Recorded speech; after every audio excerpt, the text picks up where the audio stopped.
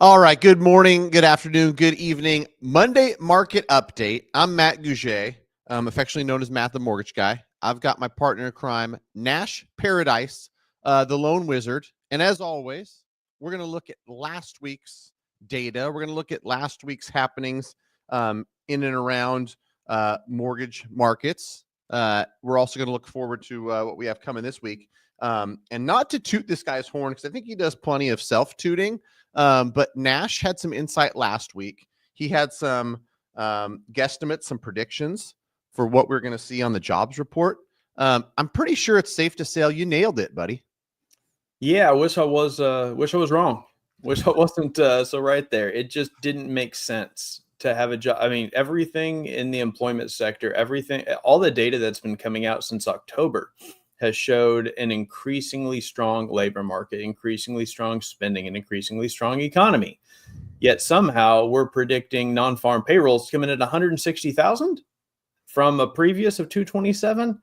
Yeah, no, things are increasing, not decreasing. So I don't know who's responsible for that projection, but it was trash. We came in and crushed it with 256,000, nearly 100,000 off, which is, what is the math on that? That's a 70% increase from the projection. It's pretty much trash. And yeah, we saw what happened on Friday. Rates took a bath. Things went up. Treasuries are testing new highs. It was not a good time for anyone who's concerned with housing prices, interest rates, and just the real estate market in general. Yeah, quick update for people that weren't paying attention, just want to know what time it is and not how the watch works. Mortgage rates up on the news of higher than expected jobs numbers. How far up are they? About 1/8% for anyone paying attention. For somebody with pristine credit, 30-year fixed was somewhere in the neighborhood of 7 1/8. That jumped up to 7 1/4. Remember, that's paying down a little bit. That's perfect credit. That's not, a 632 credit score with, 10% down. That's the best of the best. So you should probably not be surprised when you go out there and get a quote for a 30-year fixed rate mortgage to be somewhere in the mid 7s. Sure, you can buy it down to the 6s, but mortgage rates are up. I think I saw the highest since May of 24.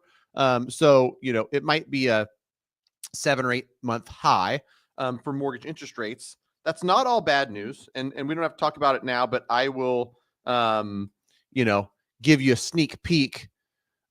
I know that mortgage rates are going to drive demand. And if rates stay elevated for longer, we're going to stay in a market that feels similar to the market we're in right now. Not everybody's losing, right? I've got buyers that are stoked. 40,000 off the list price, 20,000 in credit, so I can structure a mortgage that makes sense for me. So when you first hear mortgage rates up higher, longer than we expected, don't think that it's all bad. Certainly, there's some people that that drives their decision, and that's the only thing that matters. Others are finding lots of opportunity in this higher rate environment. All right, so you can be optimistic, and I will be your counterpart here because I'm not happy about this at all. Like you said, it's the highest rate since May of 24. Really, looking at the bond, it's the highest since about April 30th of 24. But there was some bounce there in the very early part of May. So when it was this high last time, we were getting into the summer where, activity is higher anyway. People are going to get moved after the school year ends, the June, July period, like people going to be going. But like I bought a house in July and I had a 7.5% rate and I've got 800 credit because I didn't want to pay down. So like that is the reality. Like you said, we're going to be looking at stuff in the mid sevens. That's going to be very much par for the course now. That 7.25 is going to cost you some money. It's going to either be a larger down payment. You got to have perfect credit. You got to fit the metrics just perfectly to hit that.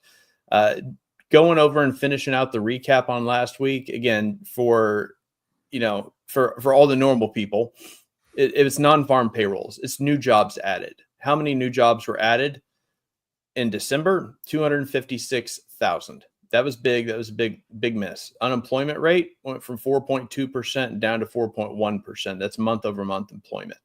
So yeah, it was not good. But let's transition past the bad of last week and let's take a look into some future casting here and see. Let's talk about the Fed because that's actually been on headline news. I've been seeing Yahoo articles. I've seen stuff come across social media where normal people are talking about the Fed and what they're going to do in 2025. So let's pull up our charts real quick here. We'll start with what you already alluded to, which is where mortgage rates are. As I always say, the blue line is the truth. Everything else is behind.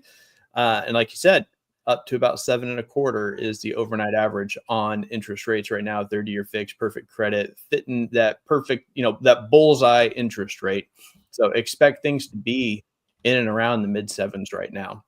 Let's look forward into the next few Fed meetings and see what, oh my goodness, see what anticipations. No cut. No cut in January. Yeah. Resounding consensus there. Obviously, we have no need for a cut. The cuts aren't necessary. Why do we cut? Because we want to slow down deflation, because the economy is headed in the direction that the Fed wants. Spending is reducing. Jobs numbers look sour. You drop interest rates to spur the economy. When the economy is thriving and adding more jobs than expected, you need rates to stay high. So yeah, no change in January, as we figured. Maybe they should have listened to me when I said don't drop in December and see what happens. But here I am on a podcast instead of in charge like I should be. But Yeah, and it's interesting too. We'll look at these projections, and like you said, more. I don't purposely go out and look for Fed comments, but like you said, it seems to be more common that different outlets are talking about, Fed member so-and-so said this, Fed member so-and-so said this. I know one of them said like something to the effect of December should be the last cut for the foreseeable future. And so I think it's going to show up in these projections. Every time we look at these, it feels like cuts are fewer in 2025. And even the first cut, which we'll see in the charts, seems to be, getting pushed further and further into 2025. Yeah, I mean, looking back a little bit into what expectations were globally, by like October of last year, we were thinking 5 rate cuts in 2025. By the latter part of the year, that was being amended down to 2 or 3. Word on the street last week, the news hit that economists at Bank of America were projecting zero Fed rate cuts in 2025, which is part of the reason that all these things have moved. So let's see if the dot plot supports that. Let's take a look at March and see how heavy it is. I'm actually surprised this isn't heavier into the no cut range, that 425 to 450 where we are right now. I'm not real sure who is still thinking we're getting a cut in March because it's not looking good. Yeah, 1 in 5 seems a little bit aggressive when, March is really just 60 days away, give or take. And, there's not going to be enough changing data between now and then, most likely, for this to be anything but like, we're going to pause for the foreseeable future. I wonder what the subsequent meetings after this one, if that even goes up, or if one cut is kind of the norm for the future ones. We shall see. Let's take a look at May, a lot further out. Obviously, we skip April here. So, okay. Yeah.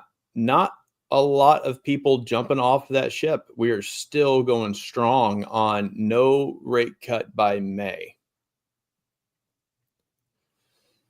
Yeah. I'm wondering who's thinking 2 cuts by then, but that could be an old plot. But I mean, this is obviously current information, but we'll get some updates after the January meeting. Let's just move There's always on. a few crazies in there, It's Yeah. just like a Hey, slice of like the people out there, and 1 in 10 of us a little bit off the rails. well, yeah, there's 2 of them in this room right now, but these people are expert economists. But what I wanted to look, I had added in here the June projection, because this is the one I thought was interesting. Who is still bullish on a cut by June? And right now we are slightly edging a cut by June. The first cut, the only cut. Maybe there's a cut, maybe there's not. And again, June numbers, it's far enough away that, and who really knows, but these projections are everything. These projections are where money movers are going to put their stuff, where the treasury bond is going to find resistance. Like, this says a lot about where we think we're going this year. And I find it very interesting that, yeah, a majority of respondents are saying we should have a cut by about, is that a 15%, 55 to 45. So I guess, yeah, 10% extra saying 1 cut by June, but there's still a lot of people saying no cuts by June, which, interesting. If we get all the way through June without a cut, I think people are going to realize that this is just the 2025 economy. What do you think? Yeah, I think so. And, for me, I'm thinking about, how this is going to affect mortgage interest rates, how it's going to affect, buyer sentiment, buyer demand, and all the things that, go into, quite frankly, my day job, as a mortgage broker.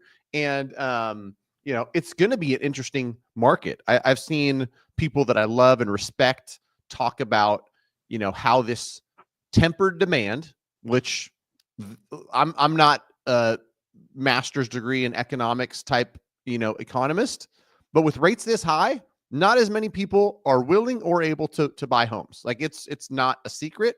And so like sub 4 million home sales, like across, 2025 is something that we could see if this, no cut, higher rate environment, continues on. And so I just think about, honestly, like for me, the best projector of the future is the past. And if, like, I've lived through higher rates over these past few months and what type of buyers are buying, what that might look like. And I'm just looking into the future to say, okay, how do I help those people? How do I help the people that, mortgage rates isn't the determining factor? They need to move for reasons X, Y, or Z. And in this market, we're going to make the best of it. We're going to figure out how to get, a discount on the price of the home. We're going to figure out how to say, hey, Mr. and Mrs. Seller, if 680 net is your absolute bottom line, let's structure it with a $700,000 purchase price and 20,000 in credit, because that 20,000 in credit allows us to do 5.99 for the first year and then 6.99 for years 2 through 30. Whatever that looks like from a buyer's perspective, it's different, but like most things, there's opportunity always. It's just a matter of knowing where to look for that opportunity. Well, and I think you touched on 2 points. One, I'm going to disagree with you on, because that's my job. Demand is not low. Demand is sky high. Pent-up demand is massive. The number of homes that sold last year, nowhere near touching demand. We have got an entire generation of individuals from, 25 to 35 years old who would love to buy. It's ability. It's flat out, 1 plus 2 equals 6. And they can't make the numbers make sense. It doesn't. Everything is more expensive. Life is more expensive. Getting married, having kids, trying to be in the area that you want. You want to do all these things. You can't do that on $17 an hour anymore. You know, I had a client I was talking with all weekend trying to help them find this beautiful little starter home, 1,600 square feet, decent neighborhood, cheap builder grade stuff. It's a cute little house, perfect starter home. The kind of place that you used to be able to pick up for 175K here in North Texas. Now it's 335K. Wow. And, looking at down payment assistance, I've written hundreds of DPA loans. That was my thing. That's where the loan wizard came from. I was a guy that could figure out how to get you into a home, figure out I'd help get your credit score right, get seller concessions, DPA, all these things so you could become a homeowner. And I'm looking at this, I'm like, yeah, it's going to be $3,300 a month. That's a 63% front end ratio for these guys. That's a starter home. They can't even come close to affording that. Their goal, like their ideal payment is $1,800 to $1,900. They're paying $2,300 in rent right now because they have no choice. But like that's a stretch. So like that's a starter home. They need to buy. They want to buy. Credit's right. They've got some money saved up, but it's hard to save money when your rent is $400 a month more than what you can comfortably afford. And when you used to be able to buy that same home for even like 3-4 years ago, $220K, $230K, that was, with low interest rates, that was a $1,600 payment. We have gone and gravitated away from a level of affordability to this new world where, you're talking about, oh, we'd like to buy for $680. We'll just go $700. Yeah, that's a payment that a lot of people can't afford. So while demand is sky high, the people that can, capitulate that demand, it's very, very low right now. Now, to your other point, I completely agree with you, and I'm even going to expand on it. This market requires an expert. This is not the kind of, when rates are at 3%, mortgages become more like a commodity. Like, yeah, I want to buy a home. Realtors just pick up the phone, show a house, let's make an offer, let's see what's up. You go to your bank, get a 3%. You go to mortgage broker, you get a 2.75. You go to some, retail lender, you get a 3.1, 3.2. It doesn't really matter. You don't care because it's affordable and it makes sense. It's cheaper than rent. Anyone can deliver a product like that. Now, you need to work with an expert, a mortgage broker with a lot of flexibility, a lot of options, the ability to do like what you just said, do a small temporary buy down, to be planning for the now as well as the future. How do we find the home in the right area that's going to be able to weather these storms? Like, I think a new consideration for real estate professionals in 2025 is how much lower is this going to go? How much more can these property values drop? There are some neighborhoods and some homes where you're just like, I don't know if 500, 600 a foot is going to continue in the future. I don't know, 300-400 a foot is going to continue. This could drop another $100,000. Is that a smart decision? Is this a 2 to 3 year home for you? Is this a 5 to 7? Is this a 9 to 15? We need to be asking all the right questions and making these strategies so we can make this make sense. And that will leave a lot of the answer takers, the Burger King have it your way real estate professionals who just pick up a phone and, oh, well, here's your mortgage. Neat. You're approved. Ready to go buy a house. Yeah. They're gonna struggle because it's going to take creativity to win in 2025. Yeah, I totally agree. And as you were saying that, I just thought to myself, I should share this story because generally speaking, people can relate well to stories. I've got that same stuff going on with borrowers, and maybe Texas price point, where you're at North Texas is a little bit lower than some of the California stuff, but it's all relative, right? Like relative to somebody's income and their affordability. I've got a single mom, 7 and 9-year-old boys, really wants to own a home, makes great income, but like most parts of the country, it's a stretch to get into mortgage. And we did a couple really cool things. And I can't take all the credit. My team was involved quite a bit here. Long story short, we knew the play. The play was like, how do we get this payment as low as possible for as long as possible so that this single mom who'd like to own a house, have some stability with the 2 kiddos, is as least stretched as possible. Credit rescore, paid off one $1,800 credit card, went from 588 credit score to 689. If you're not in the mortgage business, rest assured, 689 terms, rate and cost is much lower than 588. And so saved a ton on the interest rate, got a lower interest rate because of that. And then had an agent who was part of this plan and part of this, hey, go out there and strategically get as much credit as you possibly can. We ended up with something like $27,000 in credit, 475 for the first year, 575 for year 2, 675 years 3 through 30. and every single dime of the closing costs paid for. That $27,000 funded a 2-1 buy down. If you don't know what that is, subscribe to Matt the Mortgage Guy on YouTube. I got plenty of videos on buy down. But then also covered every single dime of credit card fees, because to Nash's point, like any rookie loan officer at 3% can just say 3%, 30-year fixed, here you go. It takes a pro who's willing and able to dive into somebody's needs to say, okay, check this out. Here's what we're going to do. 3.5% down. That's all that you're going to have to come with. Your minimum contribution is all we're going to need from you. Closing costs, realtor and I are going to strategize. She's going to get you credit to pay for those. This 2-1 buy down makes your payment $600 lower in year one. We got you on that too. We're going to have the seller pay for that. So yeah, it's an example. And man, like you talk about satisfaction in your job, you do stuff like this for somebody and they didn't think it was possible. And quite honestly, 588 credit score, 7.5% interest rate, 30-year fixed, and that's it. Like that wouldn't have worked, right? That payment wouldn't have worked. And like I tell a lot of borrowers, and I'll get off my soapbox, like I want to be part of the dream.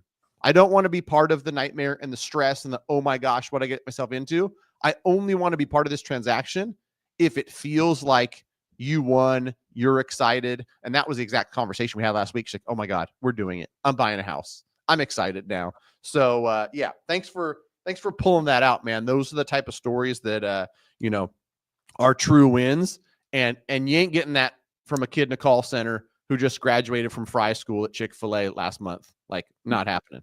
No. And I was that kid in the call center who was waiting tables and bartending and went straight into mortgages in 2005. So like, I know that kid. That kid didn't know how to do that. I didn't know how to do that for years and years and years. And that's not to say that that kid doesn't deserve to cut their teeth and learn how to do their stuff, but you know, they're going to have to learn faster in this market.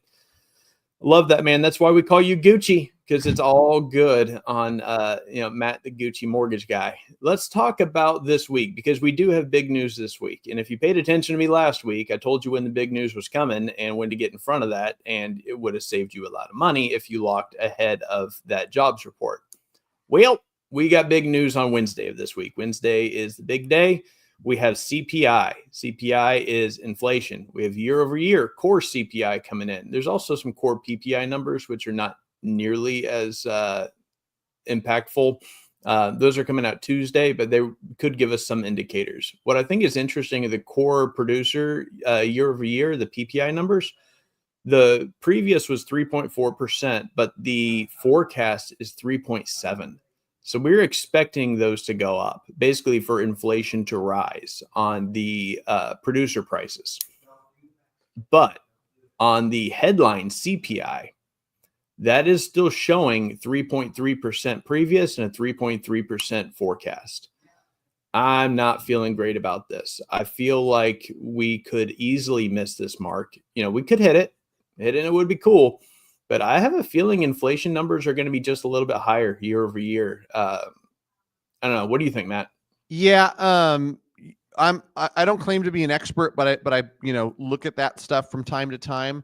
And if I remember correctly, the December inflation number from 23, which we'll be comparing to this number that comes in for December of 24, we're replacing a low number.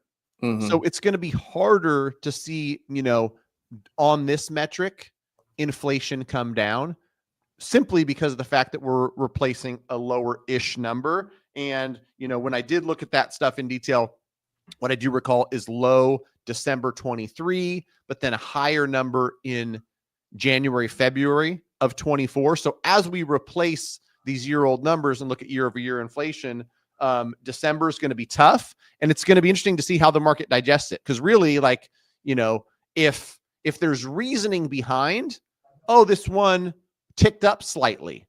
I've seen it go both ways, honestly, Nash. I've seen them explain their way out of it and it not affect mortgage bonds. And then I've seen it go where, like, oh my gosh, mortgage bonds jumped 30 basis points on this news.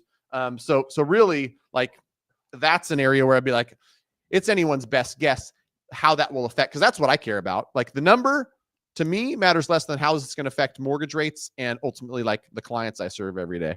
Well, sure. No one cares about the number, but I'm saying it's going to impact things pretty severely. I think rates are going to go up on Wednesday. Not only does the year over year for December, showing a target of 3.3, but we've got month over month core CPI reporting.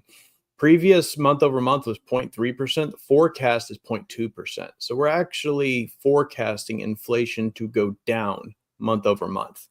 With as many jobs that were added in December, I just don't see that happening. I feel like that's a really easy one to miss, and that could move markets. Honestly, the 10-year Treasury bond right now is hitting resistance at 3.8%. 10-year Treasury directly impacts mortgage bonds, and they're high, and they're at the high resistance point. So if we break through that, there's really no telling how much higher we can get. We've gotten up to a 7.5, 7.6 average interest rate before, a little over a year ago, and we could easily get back there again. And I don't think we're going to get that severe this week, but I do think that this week is set up and poised to be pretty bad. You can look at what's happened today in the bond market and see there's no real news today at all. The federal budget, no one really cares. It's a market mover, but not a bond mover. But we've still lost 17 basis points on the mortgage-backed security 5.5 bundle. The market is prepping for bad news. Now, we could all be wrong. Lord knows it's happened before, but I think if you've got something and you like it, you get it locked. If you have no choice, you have no choice. And like you were saying earlier, the people that are buying right now that are finding the wins, it doesn't matter if it's 6.75 or 7.5. Like those wins still exist in the same way. So that small pool of buyers is still going to have success. That's pretty much it for the cool stuff. We've got jobless claims coming in on Thursday, but that's not nearly as significant as the CPI numbers. Before we close out here, it does look like we have one question if you want to jump on that. Let's see. Good morning, Matt, the mortgage guy. About how many current loan programs exist through Mortgage Broker Network? Great question, Flo Rider. Thanks for joining. Real quick before I answer this, everything that Nash said, I agree with. And it's all the more reason, if you like it, lock it. What I heard through all that is like, oh my gosh, we just got one in contract, 10% down, second home. I'm going to lock that thing. I'm going to explain to the clients why that is a phenomenal idea, because there's just so much downside risk, and there's no scenario, there's no path to where like mortgage rates get significantly better. And I always tell clients, as a broker, if they get significantly better, we got options. But it's more than likely not going to come to that. So if you like it, lock it. Rates, the volatility there's a lot more risk to the downside, meaning rates getting worse than there is, volatility going the other way. How many current loan programs? I'm just guessing you're asking like how much, is out there for consumers as far as loan programs. As a mortgage broker, not only do Nash and I work with dozens of separate lenders, every individual lender has their swath of mortgage products. They're all going to do the VA and FHA and USDA and conventional. Most lenders nowadays have some sort of DSCR programs and bank statement programs. And then you've got other niche lenders that have their, no ratio programs. But, this number, Flo Rida, is in the hundreds because there's so many different programs. The thing that should matter to a consumer, and this is the advice I'll give to you and everybody else, the best thing to do is talk to a knowledgeable mortgage provider. I couldn't tell you now, just like I couldn't tell anybody else in the YouTube universe what the best program is without knowing your individual scenario. How long do you plan on living in the house? What type of income do you have? Is it show up on your tax return? And, have you filed taxes on this business for 2+ years? What's your down payment? What's your credit score? There's like, without knowing someone's specific scenario, like mortgage is such a client specific thing. That's where you start. You say, I'm gonna go get pre-approved with somebody who knows what they're doing. I'm going to have them tell me which programs they recommend. And I'm even going to ask them why, because that's what comes with most pre-approvals with anybody who's a professional. I'm going to tell somebody, we're looking at 3% or 3.5% down FHA for you. And I'll tell you why. I'll even show you this Excel spreadsheet. and I put 3.5% down FHA next to a 3% conventional, look how your mortgage insurance is lower. Look how the rate is 3/4 lower. At 633 credit score, that's going to be your best option. I know you asked about this other program. Don't qualify for that because of this. Like whatever information you want, most people who have done it for any length of time, Nash and I have closed, probably combined 4,000 transactions. So we've seen a lot of all of it. I'm at 4,200, Matt. So you're just gonna have to add up on top of that. So 4,200 by yourself. Holy guacamole. Dude, yeah. Dude, call center life, man, in the late 2000s, inbound call center doing hundreds and hundreds and hundreds of loans a year. But let me disagree with you because you said talk to a knowledgeable mortgage provider. There's lots of knowledgeable mortgage providers who work for a lender, who work for a bank, who offer one set of products. They may have 15 products, 20 products, 25 products. They don't necessarily know the full scope of mortgage lending options out there. Like you said, as a mortgage broker, dozens of investors, all with dozens and dozens of programs, they number in the hundreds. Talk to a knowledgeable mortgage broker. That's where you're going to be able to get all the extra information. That's how you're going to know I'm not leaving something on the table. I'm not missing something here. And there are some programs that are cool and exclusive to banks that fall under their punishment, basically, where they're having to go out and do the Community Reinvestment Act stuff. That stuff's cool.